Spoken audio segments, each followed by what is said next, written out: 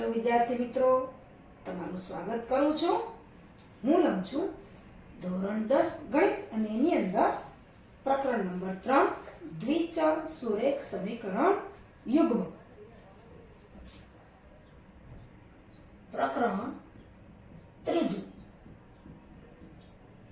દ્વિચલ જેમાં બે ચલ હોય અને સમીકરણ યુગ્મ હોય.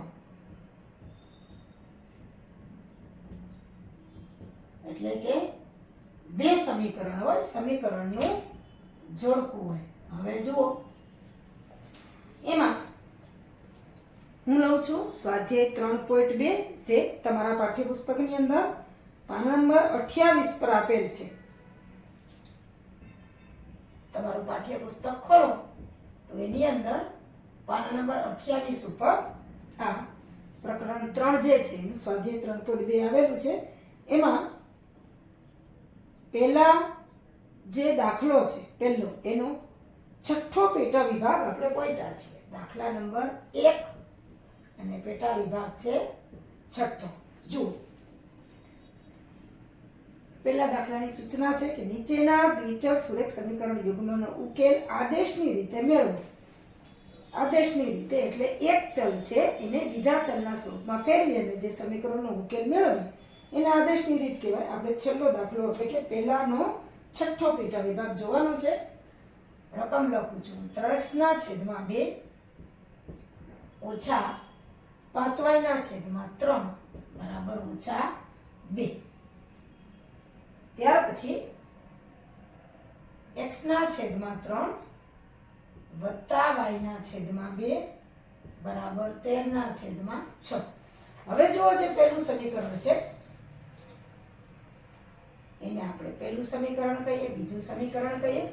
પહેલા સમીકરણમાં લઘુત્તમ સાધારણ અવયવ 6 છે, અહીંયા 2 છે અને 3 છે. આના છેદમાં કાંઈ નથી એટલે 1, એટલે લસા આવશે 6. એટલે 3 છે એ આ 3 ને ગુણશે, 2 છે એ 5 ને ગુણશે અને 3 દુ 6 છે એ આ 2 ને ગુણશે.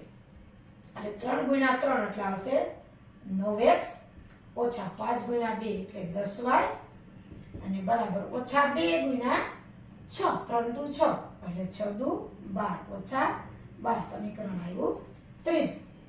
એ જ રીતે અહીંયા પણ લઘુત્તમ સાધારણ અવયવ 6 આવશે એટલે કે 2x ને ગુણશે, 3y ને ગુણશે, નાના છેદમાં 6 છે એટલે 13 6 1 6 13 ને 1 વડે ગુણશે એટલે 13 જ રહેશે. 2x વત્તા 3y બરાબર 13 એટલે આ સમીકરણ આવ્યું 4. હવે આપણે 3 અને 4 એમાંથી કોઈ પણને x અથવા y ને સૂત્રનો કરતા બનાવવાનો છે. જેમ શેનું પડે એમ કરવાનું. અહીંયા સહગુણકમાં 9 છે, 10 છે, 2 છે અને 3 છે એટલે આપણે બે જે સહગુણક છે એમાંથી x ને સૂત્રનો કરતા બનાવીએ એટલે સમીકરણ 4 પરથી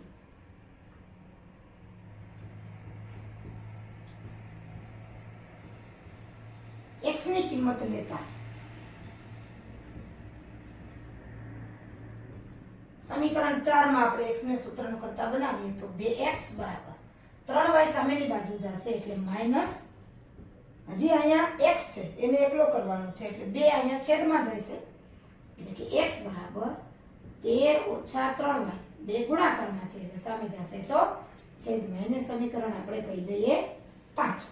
હવે આપણે ચોથામાંથી આ x ની કિંમત લીધી છે એટલે એને આપણે x ની કિંમત સમીકરણ 3 માં મૂકી એટલે આપણે લખીએ કે x ની કિંમત સમીકરણ 3 માં મૂકતા એટલે બધું y ના ફોર્મમાં પણ આવી જશે. x ની જગ્યાએ 9 ગુણ્યા x ની જગ્યાએ આપીએ કિંમત એટલે કે 9 x 13 ઓછા 3y ના છેદમાં 2 13 ઓછા 3y ના છેદમાં 2 ઓછા 10y બરાબર ઓછા 12 ઓછા 10y બરાબર ઓછા 12. બધું y ના સ્વરૂપમાં આવી જાય છે. હવે આ કઈ છેદ ઉડશે નહીં એટલે ગુણાકાર કરીએ 13 ગુણ્યા 9 9 તેરી 27 ને 7 એટલે 117 થશે. 9 કે 9 ને 2 11 એટલે 117 ઓછા 3 ગુણ્યા 9 એટલે 9 તેરી 27y ના છેદમાં 2 ઓછા 10y બરાબર ઓછા 12. હવે અહીંયા 2 છે એટલે ઉત્તમ સાધારણ અવયવ આવશે. આના છેદમાં કાંઈ નથી એટલે 1 2, આના છેદમાં કાંઈ નથી એટલે આને પણ 2 થી ગુણવાના, આને પણ 2 થી ગુણવાના અને બરાબર છે એટલે છેદમાં નહીં આવે. એટલે 117 ઓછા 27y ઓછા 10 ગુણ્યા 2 એટલે 20y અને ઓછા 12 ગુણ્યા 2 એટલે ઓછા 24.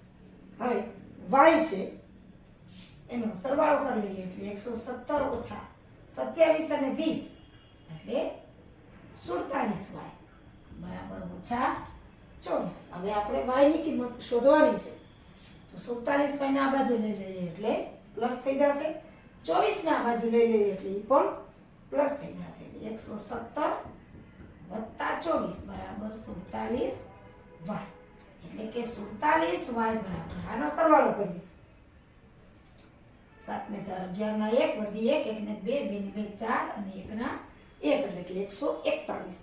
હજી આપણે y ને સૂત્રનો કરતા બનાવવાનું છે એટલે y બરાબર 141 ના છેદમાં 47. હવે જુઓ 47 ગુણ્યા કેટલા કરીએ 141. હવે એક તો છેલ્લો આપણો 1 છે. 7 ને કેટલા વડે ગુણીએ આપણે જે ચાવીઓ પ્રાઇમરી કક્ષાએ શીખી ગયા એ જોઈએ. 7 ને કેટલા વડે ગુણીએ તો છેલ્લે 1 આવે તો 3 વડે ગુણીએ 7 તેરી 21. તો જોઈએ 47 ગુણ્યા 3 7 તેરી 21 ના 1 વધી પડી 2 3 ચોક 12 ને 2 14 આવી ગયા એટલે કે 47 ગુણ્યા 3 કરીએ તો 141 આવે છે એટલે કે આવશે 3 એટલે કે y બરાબર 3. હવે y ની કિંમત આપણને મળી ગઈ. y ની કિંમત આપણે અહીંયા પાંચમા સમીકરણમાં મૂકીએ એટલે આપણને x ની કિંમત મળી જશે. આપણને જે y ની કિંમત મળી એ સમીકરણ 5 માં મૂકી દઈએ. y ની કિંમત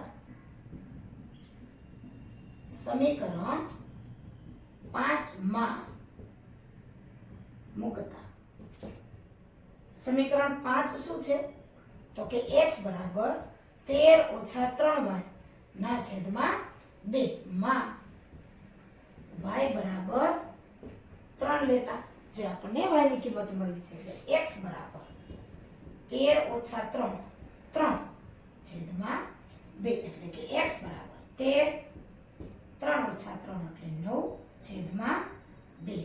13 માંથી 9 જાય તો આવશે 4 ના છેદમાં 2 અને તેથી x બરાબર 4 ના છેદમાં 2 એટલે તેથી x બરાબર 2. હવે y ની કિંમત 3 અને x ની કિંમત 2. x બરાબર 2 અને y બરાબર 3.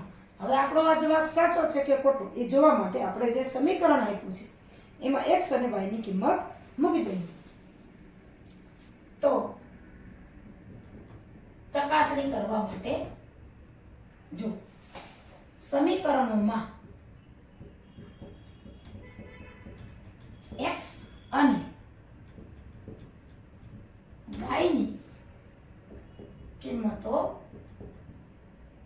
મૂકતા હવે જોઈએ સમીકરણ શું છે કે 3x ના છેદમાં 2 ઓછા 5y ના છેદમાં 3 બરાબર ઓછા 2. હવે આપણને x છે 2 છે અને y છે 3 છે કિંમત મૂકી દઈએ તો 3 x છે 2 છે y છે 3 છે. જોઈએ આપણે 3 દુ 6 ના છેદમાં 2 અને 5 તેરી 15 ના છેદમાં 3 અને 3 છે. હવે જો 6 ના છેદમાં 2 એટલે 2 તેરી 6 3 પંચા 15 એટલે 5 એટલે કે 3 ઓછા 5 બરાબર આવ્યા ઓછા 2. એટલે આપણે ચકાસણી થઈ ગઈ કે 3x ના છેદમાં 2 ઓછા 5y ના છેદમાં 3 બરાબર ઓછા 2. હવે બીજું સમીકરણ છે x ના છેદમાં 3 વત્તા y ના છેદમાં 2 બરાબર 13 ના છેદમાં 6. હવે એમાં મૂકી દઈએ x અને y ની કિંમત. તો x એટલે છે 2,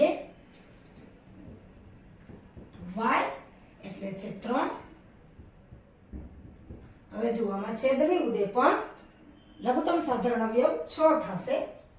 એટલે કે 2 દુ 4 અને 3 તેરી 9. 9 ને 4 13 ના છેદમાં 6. એટલે આપણો છે એ જવાબ સહી સાચો છે. ઉકેલ આપણે જે લીધો છે x અને y અને આ બરાબર શું છે તો કે x બરાબર 2 અને y બરાબર 3. આ જે આપણો જવાબ છે એ સાચો છે. આપણે ચકાસણી કરીને જોઈ લીધું.